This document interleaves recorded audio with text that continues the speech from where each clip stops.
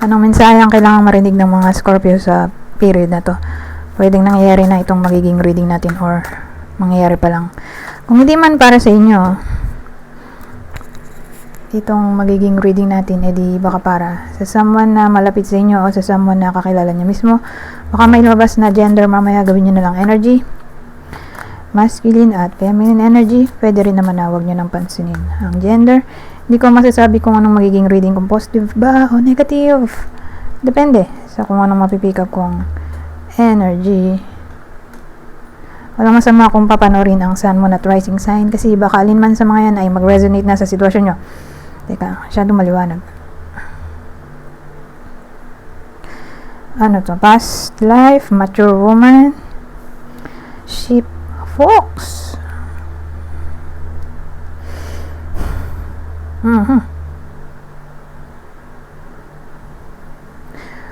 Well, ang dating, ito yung bida natin. Mature woman. So, pag sinabi mong mature, pwedeng 40 pataas ng edad ng babae. Puti-puti na buhok. Pwede rin bata pa siya. 20s, 30s. Pero mukha na siyang 30, 40. Matured na yung itsura niya sa edad niya. Or bata pa siya, ganun, 20, 30s. Puti na agad buhok niya. So, yun yung pwedeng bida natin. Past life, darating. Kaya pinag-iingat kayo dito.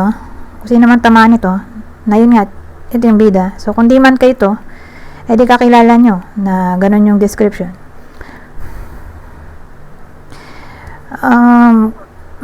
May darating kasi, more like someone sa past life or ex-partner to.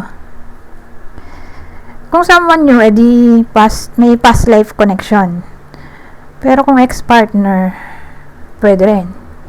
So, regardless kung someone new or ex to. Kaya lang kasi may fox nga tayo o fox na parang pinag-iingat kasi more like lulukoyin lang kayo ng taong to or aasa lang kayo sa wala. Puro kasinungalingan lang ang sasabihin niya. Pwede rin self-care to. In a way na wag i-entertain tong sinasabi kong o ngayon, para makilala nyo sino ba to. Kung someone new at darating pa lang or dumating na,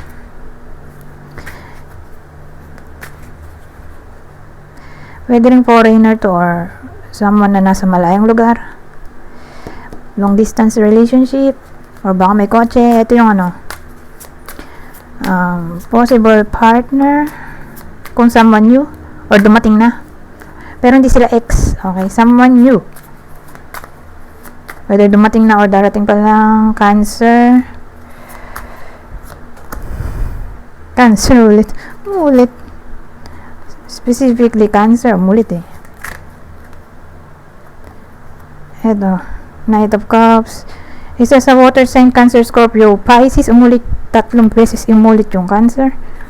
This specifically Cancer, mula dun sa water signs, Cancer, Scorpio, Pisces.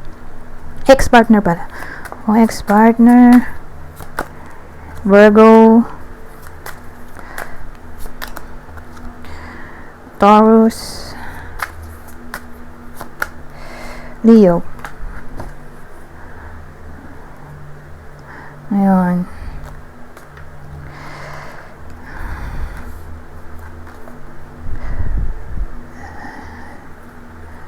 dito naman tayo sa susunod.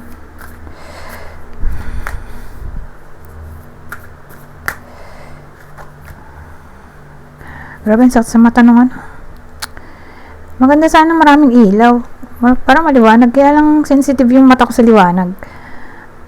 Masakit ulo ko. Ayan, ano magawa ng paraan niya. Ayan, para di ko makita yung ilaw.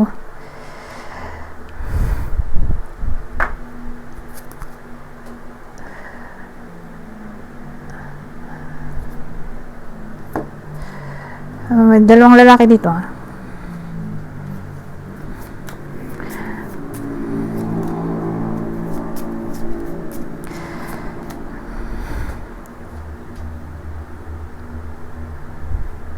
well, maraming pwedeng case. Whether man-to-man connection to, nanliligaw yung lalaki sa kapwa niya lalaki, or may nanliligaw or manliligaw pa lang maputing lalaki. Yung promise niya dito mukhang kasinungalingan. Mangangako siya eh. Or sabihin natin yung tawag dito, sinasabi niya all about commitment, mukhang kasinungalingan. Sabihin natin baka in a relationship na sa iba tong courting man na to, or tong lalaking maputi na manliligaw. Baka kasal na siya sa iba. Pwede rin ganun. Tapos ang ending magiging third party kayo ng taong to. Oh my God.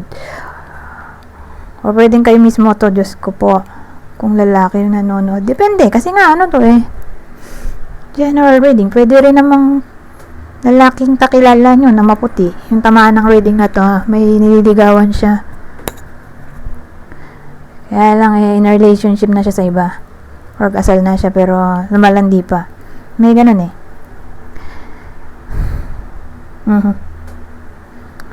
Ngayon, may naliligaw, di ba? Iniisip ko kung magkarugtong ba yung reading kanina. Minsan kasi nagdurugtong eh.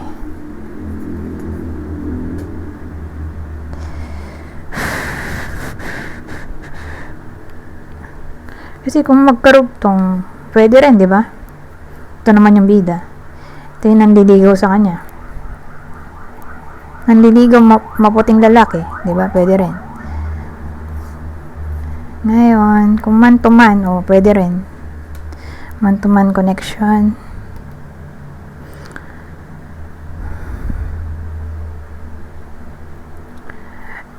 Alagyan na lang natin din ng clue. Di ba? Para specific.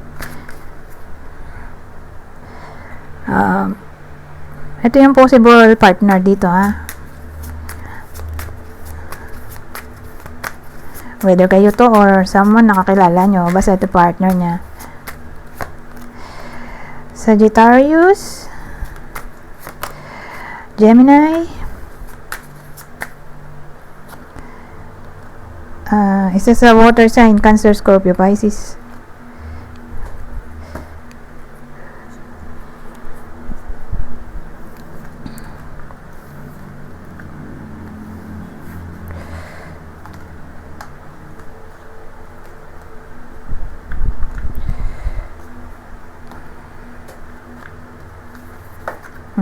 Lumabit.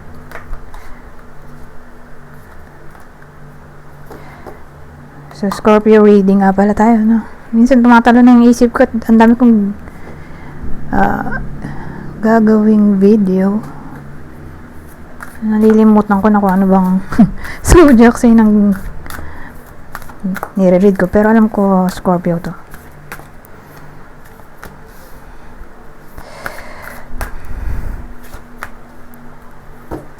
Scorpio reading.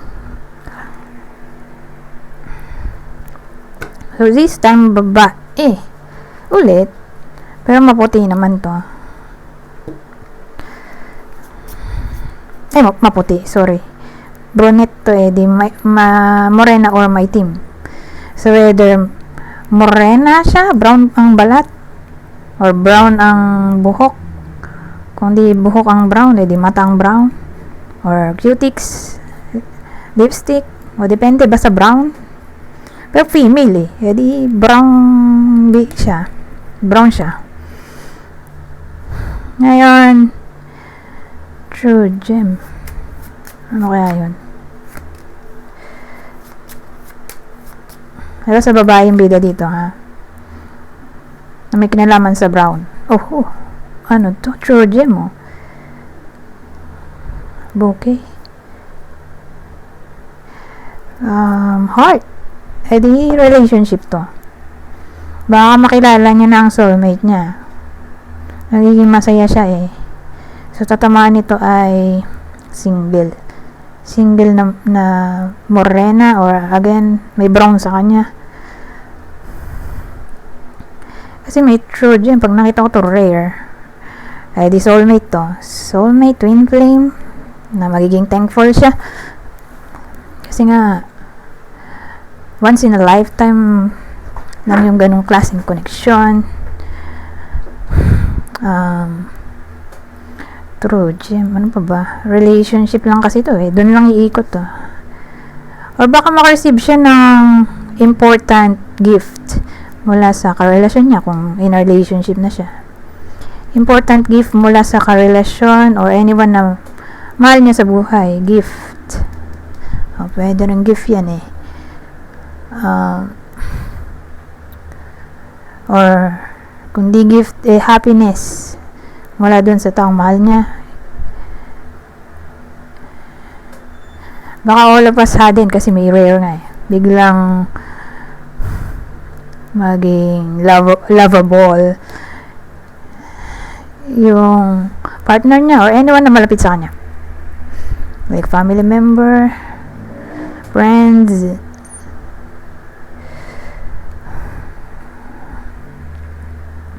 Ano pa ba to?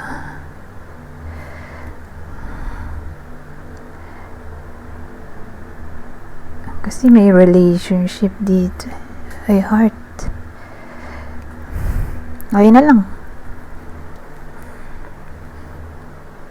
Or baka bigyan siya ng flowers ng manliligaw niya. Depende. Case to case basis. O ng mismong partner niya. Mag-iba na tayo ng deck. Kasi nakakalimutan ko to. Nakakalimutan ko nang gamitin.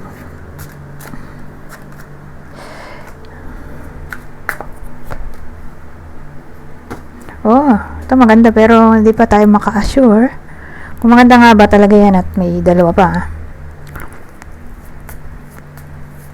Hopefully. Hoy, babae yung tatamaan pero depende, baka may iba pang gender.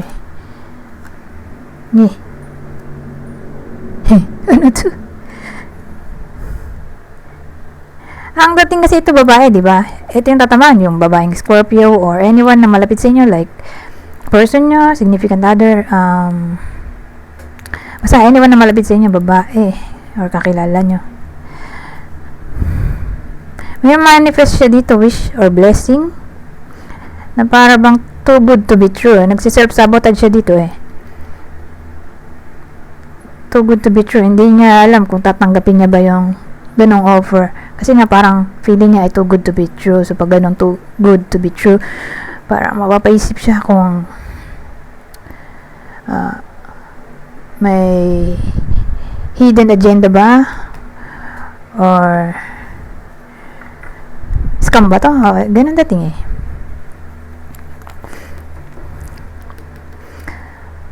O pwede rin may manifest siya dito, like money. Kaya lang, naubos din agad dito sa sa rat. So beware na lang. Rat, ano ba to? Mais pala. O baka manakaw. Yung blessing. Hindi natin masabi. Depende kung ano bang blessing ang gusto. Pero ganun eh. Pinag-iingat dito sa huli. May chance naman eh, mangyari. Kasi manifestation to eh. To blessing or wish nung babae. Kaya nga lang, for some reason eh, self-sabotage siya dito or baka nga mawala yung blessing. Siguro sabihin natin, pinaghintay niya, di niya agad ginarab, di nawala. Pwede rin ganun. Ano to eh, self-sabotage, stealing, loss, or unti-unting nawala.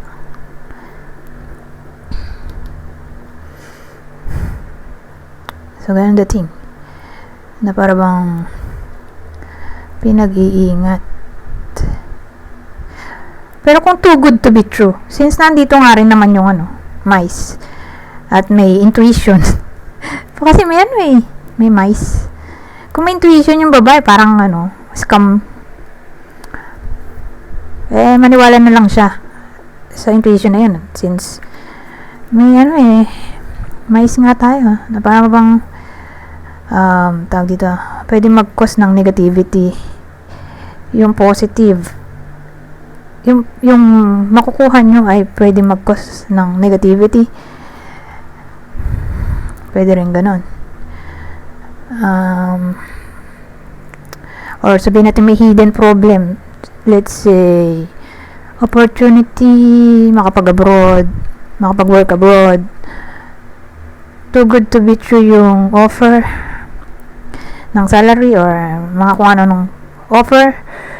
Tapos may down payment daw, ganun-ganun muna. So, pag ganun, edi more like scam na yan. Pero again, kung may nasi-sense yung babaeng to na something wrong dito sa blessing na darating, eh di maniwala na lang siya sa intuition na yon, since nandito nga to itong mice. Ang dating kasi sa akin itong mice, parang siyang toxicity or parang nalindang ka gano'n. May siya hidden agenda, hidden problem. Ayun, basta gano'n. Hindi mo agad mapapansin. May butas gano'n. May butas, may flaw. Kaya lang, may flaws yung sitwasyon pero hindi mo agad mapapansin. Parang late na. Kaya, again, kung may makutuban yung iba sa inyo na yun nga, too good to be true, although yun ang gusto, maniwala na lang doon sa intuition. Ngayon, Knight of Cups, Ten of Swords,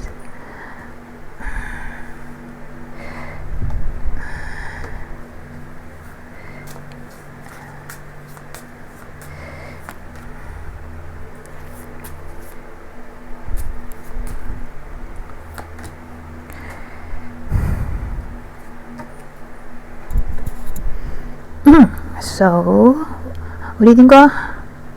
Knight of Cups, Ten of Swords, eto, Crossroads, at Garden. Anong meron?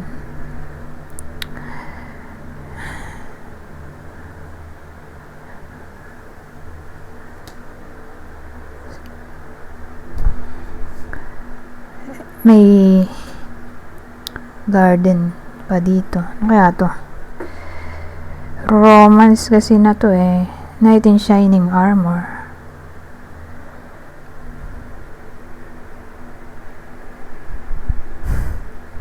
So, itong dalawa, probably X.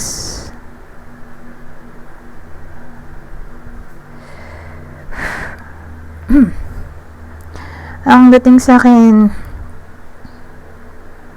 baka makita sila somewhere unexpectedly, or baka tong ex na to ay makikipagkita sa iba sa inyo. Whether pinalano or unexpected. Ganyan dating Magkikita sila rito. Iisa lang direction, magkikita sila.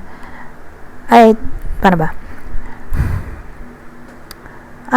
Unang senaryo, unexpected na magkikita. Siyempre, hindi pinalano yun. Kusa na lang nangyari. So, magkikita sila somewhere na matao. Yung una. Pangalawa, nagplano na sila. Magkita sila. Like, date sila. So, again, more like ex-partner to. So, sino naman yan kung ex-partner yan?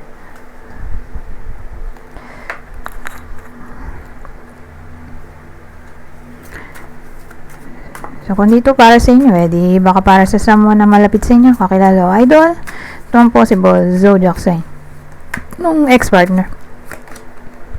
This is a water sign, Cancer, Scorpio, Pisces, Libra,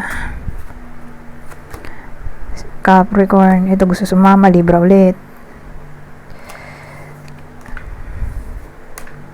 Specifically, Libra, mulit Libra. Ngayon, kung di man para sa inyo yung reading, di baka para sa someone na malapit sa inyo, kakilala o idol, ito ang possible zodiac sign niya. Isa sa fire sign, Aries, Leo, Sagittarius. Ganun ulit, Aries, Leo, Sagittarius.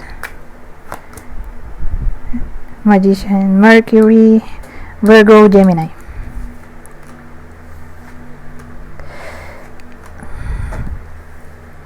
Ngayon, dito naman tayo.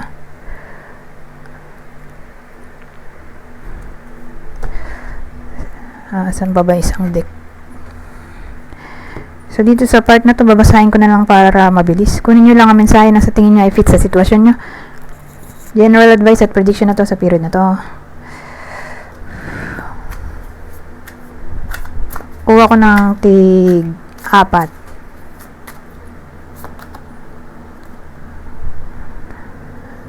So, sabi dito, ito. Continue to solve issues in practical ways.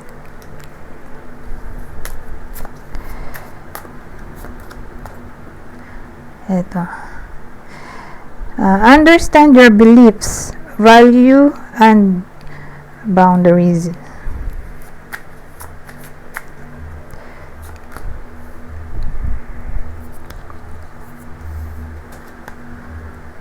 So, dito, your clear communication expresses what's best for all. Ay, na ba yun? 3.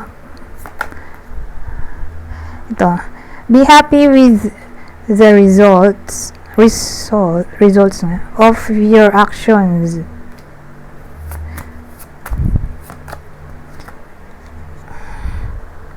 Ito. Ay, teka. Nasobra, naging 5. Ayaw mo na. Tag-5 na lang. Tig-5. You don't know your own strengths until it is tested. So, tig-5 na sila. Nasimulan na ng 5. Saan yung isa? Ito yung huling deck. Spiritual teacher. Your life purpose involves teaching others about healing and spirituality.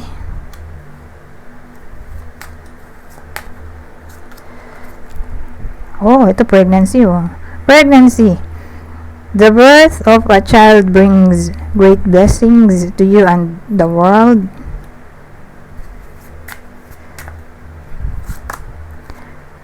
Ito. Everything's okay. Don't worry. It's all working out in a beautiful way. 2 na lang.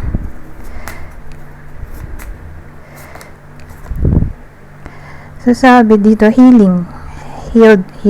Healing energy surrounds you and this situation. At ang uli,